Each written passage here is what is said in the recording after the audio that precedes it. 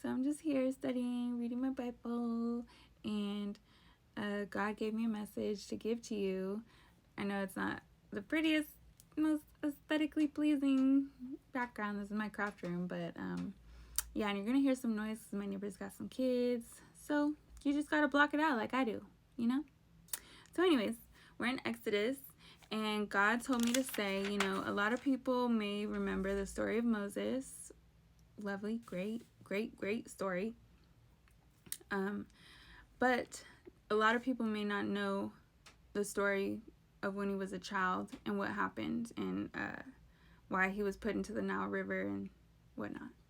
So I'm going to go ahead and give you a little backstory right now.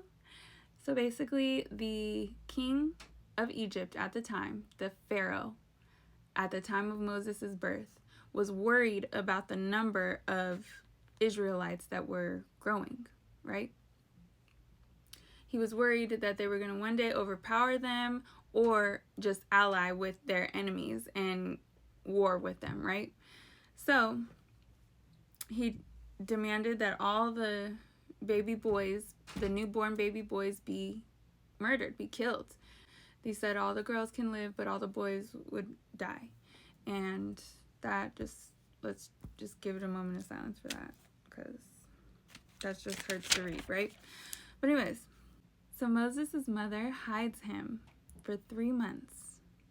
And then God gives her the idea to create this basket and waterproof it and put the baby in the basket and put him in the Nile River to basically save him, right? The baby's sister stood at a distance watching to see what would happen to him. Then it says, we're here at Exodus 2 and 5. Soon, Pharaoh's daughter came down to bathe in the river. Her attendant walked along the riverbank. When the princess saw the basket among the reeds, she sent her maid to get it for her. When the princess opened it, she saw the baby. The little boy was crying, and she felt sorry for him. "This must be one of the Hebrew children," she said. The baby's sister approached the princess. Should I go and find one of the Hebrew women to nurse the baby for you?" she asked. "Yes, do," the princess replied. So the girl went and called the baby's mother. "Take this baby and nurse him for me," the princess told the baby's mother. "I will pay you for your help." So the woman took her baby home and nursed him. Later, when the boy was older, his mother brought him back to Pharaoh's daughter, who adopted him as her own son. The princess named him Moses, for she explained, "I lifted him out of the water." So when he first gave me this message, I thought he was trying to tell me about the universe, and it was not the universe. It was actually the human body. So just imagine the anatomy of the human body, okay? Think about your bones. Think about your skeleton. Do you understand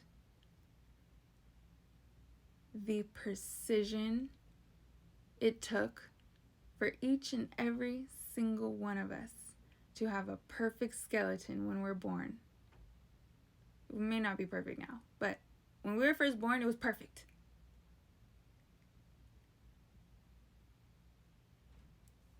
He didn't just give us our bones and said, "Here, plop this one here, and then just hurried up and moved on to our hair color or something. No, he literally gave us the space necessary between each bone for our nerves to flow through, for our blood vessels to circulate, for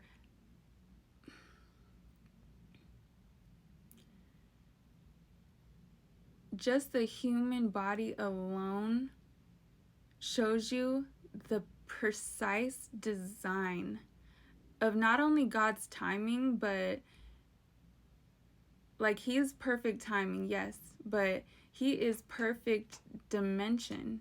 He is perfect temperature, perfect measurements. He is perfect ingredients. Do you understand the perfect timing she had to decide to go take a bath? She was just living her normal life, like, let me go take my bath now. Went down to the river, and at the exact perfect time, here comes this basket with this baby in it.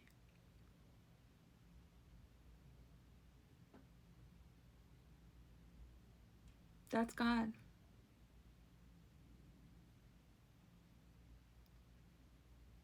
Even for her to have a heart to want to help this baby was God, because you'd think like, oh shoot, technically they're killing off all the baby boys, but for her to even say, hey, I want to adopt this baby, I want to help for her to even have a heart to feel bad for this baby, that's God. That is called favor right there.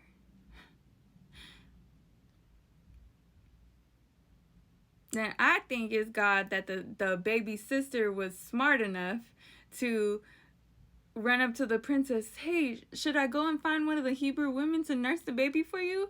That's God to me. That baby, first of all, the baby sister was not that much older. She was seriously still a child though, but she was smart enough to be like, should I go and get like,